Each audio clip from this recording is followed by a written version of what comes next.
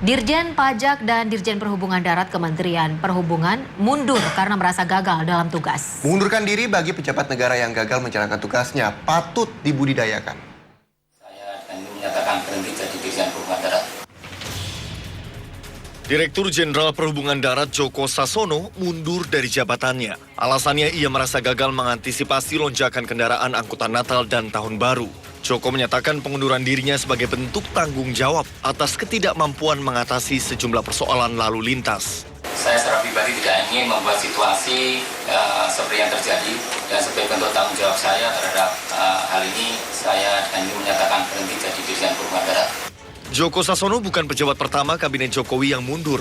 Beberapa waktu lalu Dirjen Pajak juga mundurkan diri karena tidak mampu memenuhi target pajak yang ditetapkan pemerintah. Budaya mundur sudah seharusnya dimiliki para pejabat yang sudah menyadari ketidakmampuannya dalam melaksanakan amanah rakyat. Apalagi bila dalam melaksanakan tugas, selain tidak mampu juga disisipi dengan berbagai konflik kepentingan.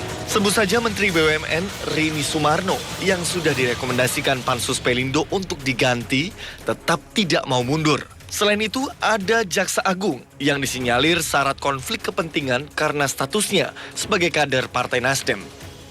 Nah, kalau kita melihat perjalanan Prasetyo selama setahun, memang ditemukan ya konflik of interest itu ya. Tapi ketika sudah jadi Jaksa Agung harus proporsional. Tidak boleh terintervensi untuk kepentingan partainya atau kepentingan lain selain kepentingan hukum. Karena pada saat pemilihan kabinetnya kan ya otomatis memang ada kritikan tapi tidak setajam pada saat beliau mengangkat Jaksa Agung. Jadi memang Jaksa Agung ini kan fungsinya cukup sentral. Kalau Jaksa Agung atau Prasetyo tidak diganti oleh Pak Jokowi, ya masyarakat akan terus skeptis dan akan terus mencurigai. Sekalipun ya keputusan Jaksa Agung itu sudah benar.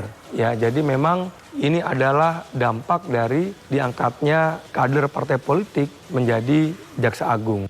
Para pejabat termasuk menteri dan jaksa agung seharusnya mencontoh jajaran eselon 1 mereka yang menyadari ketidakmampuan dengan mundur dari jabatan. Bukankah lebih terhormat mundur daripada menambah daftar masalah sehingga pemerintahan tidak dapat bekerja efisien dan pada akhirnya presiden atau bahkan rakyat yang memundurkannya.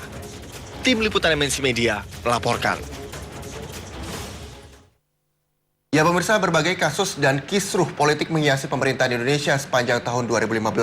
Penegakan hukum yang tidak jelas, bahkan terkesan tebang pilih kadang menjadi jalur pemerintah dalam menyelesaikan kasus. Tentunya masyarakat berharap di tahun 2016 mendatang dilakukan pembenahan penegakan hukum dari berbagai sektor.